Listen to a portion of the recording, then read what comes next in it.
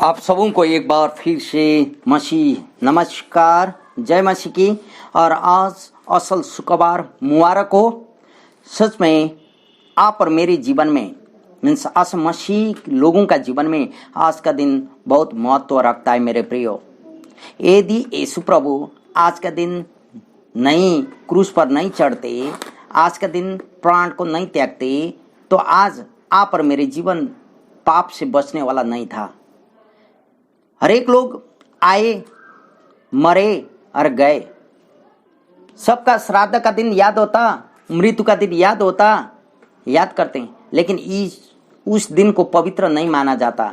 लेकिन एक ही हमारा उद्धारकर्ता मुक्तिदाता प्रभु यीशु जो दिन प्राण त्यागे, उस दिन को सारा संसार असल शुक्रवार गुड फ्राइडे का नाम से माना जाता। क्यों? क्योंकि इस दिन स्वर्ग पृथ्वी का सृष्टिकर्ता प्रभु यीशु ने अपना प्राण त्यागा हुआ। ये सारा चीज सत्य होने का कारण, सत्य रहने के कारण इस दिन को सारा संसार पवित्रता के रूप में मानता है। इसलिए आप लोगों को इस शुक्रवार का मुबारक हो।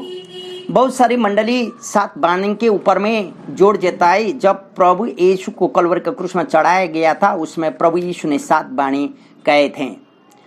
लेकिन हम लोग आज सात बाणी ही बोल के महत्व नहीं देते हैं, लेकिन सारे परमेश्वर का वचन में जो लिखा है वो सारा चीज महत्व है। और प्रभु यीशु ने अंतिम अवस्था में कहे हुए वह वचन बहुत महत्वपूर्ण है। इसलिए प्रभु का सात बाणी को हम लोग अभी सुने। लूका रचित सुसमाचार 23 अध्याय 24 पद में प्रभु ने पहला सात बाणी का मध्य पहला वचन का 34वां पद यहाँ बोलता, तब यीशु ने कहा, हे पिता, इन्हें क्षमा कर, क्योंकि ये जानते नहीं कि क्या कर रहे हैं। और उन्होंने चिट्ठियां डालकर उसके कपड़े बांट ले। हे पिता, इन्हें क्षमा कर, क्योंकि ये नहीं जानते कि ये क्या कर रहे हैं। मेरे प्रियो, यीशु प्रभु जब कलवरी के क्रूस में टांगे गए और प्रभु यीशु उन लोगों को बोलते हैं इन्हें क्षमा कर। किन को? मेरे प्रिय, वही लोग जो 2 मछली और 5 रोटी से 5000 लोग जो खाए थे ना, यही लोग अभी उस समय रोटी खाते समय भी पीछे थे। अभी यीशु को क्रूस दे, यीशु को क्रूस दे बोल के चिल्लाने वाला यही लोग थे। तब तो यीशु कह रहे हैं कि इन्हें क्षमा कर। आज मैं आपको बोलता हूं मेरे प्रियो, क्या आपने आपका शत्रुओं को, आपका जो वादी है उसको क्या आपने क्षमा किए? नहीं तो प्रभु ने उम्मोई का कहानी बता दिया। एक व्यक्ति के पास में बहुत कर्जा था और उसने माफी किया, लेकिन उसको जिसके पास कम कर्जा था उसको जाके लेने लगा। मेरे प्रियो, कई बार ऐसा होता, प्रभु तो आप और मुझे क्षमा कर लेते हैं, लेकिन आप और मैं अपना ढीठ का कारण, अपना धन संपत्ति का घमंड के कारण, अपना पावर के कारण, अपना मान इज्जत के कारण हम लोग अपने आप में ढीठ बन जाते हैं और प्रभु का आशीष पाने से हम लोग वंचित रह जाते हैं। धन संपत्ति होते हुए हम लोग प्रभु का आशीष, प्रभु का स्वास्थ्य, प्रभु का अनुग्रह आप और मेरे जीवन अनुभव कर नहीं सकते मेरे प्रियो। इसलिए आज प्रभु यीशु ने क्रूस में कहा पहला वाणी, हे पिता, इन्हें क्षमा कर, क्योंकि जानते नहीं कि यह क्या कर रहे। मेरे प्रभु, आज आप और मुझे कह रहे, आज आप और मैं भी लोगों को क्षमा करना होगा अपना शत्रु। इसलिए तो प्रभु का प्रार्थना में, विश्वास का वाणी में हम लोग जानते हैं ना, प्रभु जैसे मैंने मेरा अपराधों को क्षमा किया, वैसे आप मेरा भी अपराध को क्षमा कर बोल के प्रभु ने प्रार्थना में सिखाया। आज आप लोगों को मेरे प्रियो मैं बोलता हूँ, प्रभु ने क्रूस में कहा हुआ पहला वचन आप और मेरे लिए। दूसरा 23 का 43वां पद देखें। 23 का 43वां पद क्या है? मैं आज ही तू मेरे साथ स्वर्ग में होगा बोलता। मैं तुझसे सच कहता हूं कि आज ही तू मेरे साथ स्वर्गलोक में होगा। मेरे प्रियो, प्रभु यीशु को क्रूस देते समय खाली प्रभु यीशु को अकेले नहीं थे, लेफ्ट साइड और राइट साइड, दायां और बायां दोनों में 2 डकैत को रखा हुआ था। एक डकैत को राइट साइड में, एक को लेफ्ट साइड में, और बीच में प्रभु यीशु को रखा था। मेरे प्रियो, डाका लोग जो बदमाशी किया था वो लोग दंड के अनुसार रखा हुआ था। और वही समय एक डाका बोलता, ए तूने तो मुर्दों को जिलाया, अंधे को आंख दी, लंगड़े को पैर दिया, आज इस समय अपने आप को क्रूस से निकाल और हम लोग को भी बचा। वैसा बोलता है। तब दूसरा डाकू बोलता है, ए तू क्या बोल रहा है? तू और हम तो अपना दंड का भागी हैं। हम लोग ये क्रूस में चढ़ने लायक का काम हम लोग ने किए, हम लोग भागी बन रहे हैं अपना पाप का, लेकिन ये बेचारा ने क्या किया है? तब वो बोलता, हे प्रभु, जब आप स्वर्गलोक में होंगे आप मुझे भी ग्रहण कर लेना। तब प्रभु यीशु कहते हैं, आज ही तू मेरे साथ स्वर्ग में होंगे। हालेलुया। मेरे प्रियो, आज आप और मेरा नजर प्रभु को देखने का क्या है? प्रभु यीशु को कौन तरीका से हम लोग देख रहे हैं? क्या हम लोग उस तरीका से प्रभु को देख रहे हैं कि प्रभु उसको तो आशीष दिया, मुझे भी आशीष दे? ऐसा है तो वो नहीं। आप अपना जीवन अनुभव कीजिए मेरे प्रियो। आज मैं आपको यही बोलूंगा, यदि आपने व्यक्तिगत रूप में प्रभु यीशु को ग्रहण किए, प्रभु यीशु को उद्धारकर्ता मुक्तिदाता के रूप में ग्रहण किए, प्रभु का आज्ञा को पालन किए, धर्म को नहीं धार्मिकता को पूरा किए, जल को दीक्षा लिए, बपतिस्मा लिए और रेगुलर प्रभु में बढ़ रहे हैं और प्रभु का इच्छा आपके जीवन में पूरा कर रहे हैं, तब तो वह स्वर्गलोक आपके लिए। आप दूसरा को देख के नहीं चलना मेरे प्रियो, आज प्रभु को देख के चलना। ये दूसरा वाणी था, आज ही तू मेरे साथ स्वर्गलोक में होंगे। और तीसरा वाणी में हम लोग जानते हैं, योना सुसमाचार की पुस्तक 19वां अध्याय, आइए मेरे साथ खोलिए। योना सुसमाचार की पुस्तक 19वां अध्याय 26 से 27 तक हम लोग पढ़ेंगे। 26 से 27 यहाँ क्या लिखा है सुनिए। जब यीशु ने अपनी माता और उस चेले को जिससे वह प्रेम रखता था पास खड़े देखा तो अपनी माता से कहा, हे नारी, देख यह तेरा पुत्र है।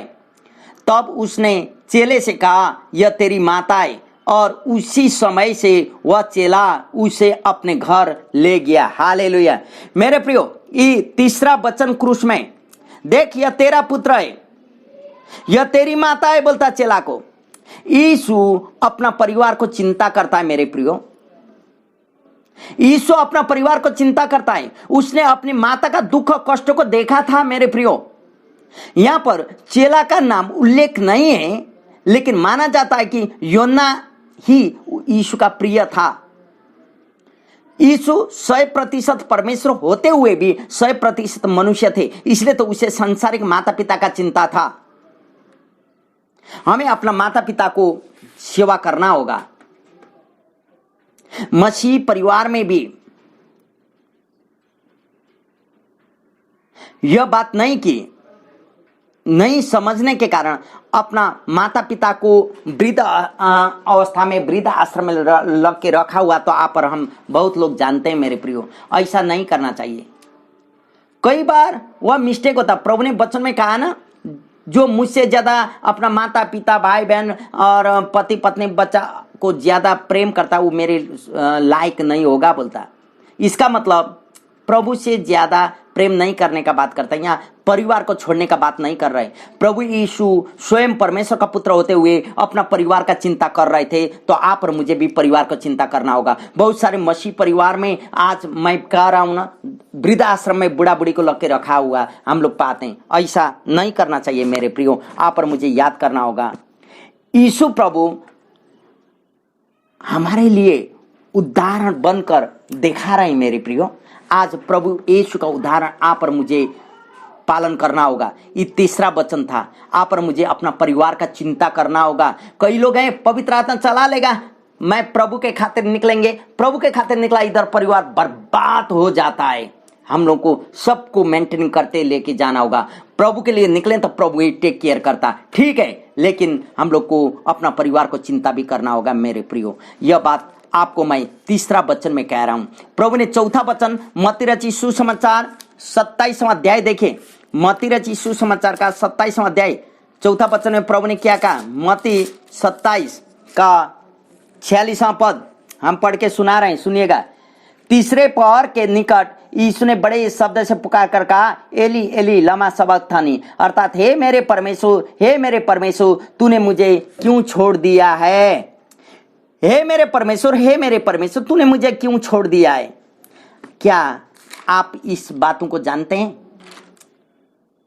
प्रभु यीशु स्वर्ग पृथ्वी का सृष्टिकर्ता परमेश्वर होते हुए भी आज उनको यह लग रहा है पिता ने मुझे छोड़ दिया है। कई बार आप और मेरे जीवन में आपद विपत आ जाती है। जब हम लोग निर्णय करके प्रभु के पीछे चलने के लिए निर्णय कर लेते हैं ना, बहुत सारी टेम्पटेशन आप और मेरे जीवन में आता है मेरे प्रियो, बहुत सारी समस्याएं आती है। कई बार हमको लगता है प्रभु हमको छोड़ दिया है, लेकिन ऐसा नहीं हो। प्रभु ने यहाँ आप और मुझे क्रूस में से एक वचन सिखाया, प्रभु में हम लोग को बने रहना होगा। प्रभु कभी नहीं छोड़ता। यीशु प्रभु ने यह बोलने के बाद भी आज मालूम है पिता का दाहिने हाथ में प्रभु यीशु हैं। इसीलिए प्रभु ने फिर 5वां क्रूस वचन का वचन हम एशिया की पुस्तक में आपको लेके चलते हैं। 53 अध्याय, एशिया 53 अध्याय 3 से 6 तक हम पढ़ के सुना रहे हैं, सुनिएगा।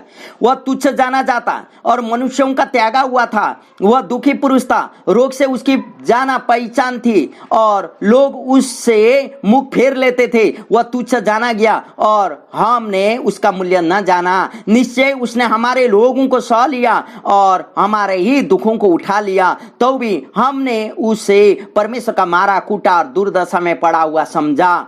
परंतु वह हमारे ही अपराधों के कारण घायल किया गया, वह हमारे अधर्म के कारण कामों के कारण कुचला गया। हमारी ही शांति के लिए उस पर ताड़ना पड़ी कि उसके कोड़े खाने से हम लोग चंगे हो जाएं। हम तो सबके सब भेड़ों के समान भटक गए थे, हम में से हर एक ने अपना अपना मार्ग लिया और यहोवा ने हम सबों के अधर्म का बोझ उसी पर लाद दिया। हालेलुया। मेरे प्रियो, आपको मालूम है यीशु ने जब वहां अभी आप और मैं यीशु का फोटो देखते हैं ना, यीशु का तस्वीर को देखते हैं, वो फिल्म में खेलने वाला एक्टर हीरो का है मेरे प्रियो। शाब्दिक रूप में यह व्याख्या करता है यीशु को देखने लायक नहीं था। सर के ऊपर में कांटा का मुकुट लगाया हुआ और बलछी ने उसको मारा हुआ, शरीर में कहीं एक कुछ जगह नहीं था, पूरा घाव घाव बन चुका था। ऐसा फेस था, भयंकर डर लगने वाला। क्यों? क्योंकि आप पर मेरे दुख के खातिर, यहाँ वचन बोलता, आप पर मेरे दुख के खातिर उसके ऊपर में कोड़े पड़े। आप पर मेरा जीवन में आशीष देने के लिए उसके ऊपर में हर एक चीज आई पड़ी। मेरे प्रियो, आइए योना रचित सुसमाचार 19वां अध्याय 28वां पद को देखें। 19वां अध्याय योना का 28वां पद को देखें। 19 का 28 पद क्या बोलता है, सुने। उसके बाद यीशु ने यह जानकर कि अब सब कुछ पूरा हो चुका है, इसलिए कि पवित्र शास्त्र में जो कहा गया वह पूरा हो, कहा मैं प्यासा हूं। यीशु ने जब कहा मैं प्यासा हूं, यही मैं प्यासा हूं, खाली उस समय यीशु को प्यास लगा और कह दिया यह नहीं है मेरे प्रियो। लेकिन यीशु से हम आत्मिक प्यासापन का बारे में भी जान सकते हैं। आप और मुझे आत्मिक प्यासा रहना चाहिए। हर दम के लिए आत्मिक प्यासा होना होगा मेरे प्रियो। आप और मुझे आत्मा के लिए प्यासा बनना होगा, पवित्र आत्मा के लिए प्यासा बनना होगा। देखें सामरी औरत को, उसने कहा मैं जीवन का जल हूं, तुझे देता हूं। यीशु चाहता था कि सभी लोग उस पर विश्वास करें और अपना पापों से मन फिराए मेरे प्रियो। इसलिए उसने मैं प्यासा हूं बोला है। मालूम है सामरी स्त्री का घटना क्या हुआ था? तू कहां से जल लाएगा, तू हमारा पिता पुरखा अब्राहम से भी बड़ा है बोलता। लेकिन यीशु आत्मा का बारे में बता रहा था। इसलिए तो आप और मुझे आत्मा के लिए प्यासा होना होगा मेरे प्रियो। यहां जब उसने प्यासा हूं बोलता, सिरका को देते हैं पीने के लिए। यहां पर आप और मेरे लिए एक चुनौती है मेरे प्रियो। आज हम लोगों के लिए प्यासा बनते हैं कि नहीं? लोगों को जीतने के प्यासा बनते हैं कि नहीं? लोग विश्वास में बचे, पाप से फिर मन फिराए बोल के आप पर मैं चाहते हैं कि नहीं? ये 5वां वचन आज आप और मेरे लिए। यीशु ने कोड़े खाए ताकि आप और मैं चंगे हो जाएं। यीशु प्यासा बना, प्यासा हूं बोला ताकि आप और मैं लोगों के लिए प्यासा बनना होगा। हालेलुया। मेरे प्रियो 6वां वचन योना रचित सुसमाचार 19वां अध्याय 30वां वचन। यीशु ने कहा, यहाँ क्या कहा, हे पिता, यीशु ने क्या कहा? जब यीशु ने वह सिरका लिया तो कहा पूरा हुआ और सिर झुकाकर प्राण त्याग दिया। मालूम है जब प्यासा हूं बोला, वो लोग ने सिरका को पीने दिया।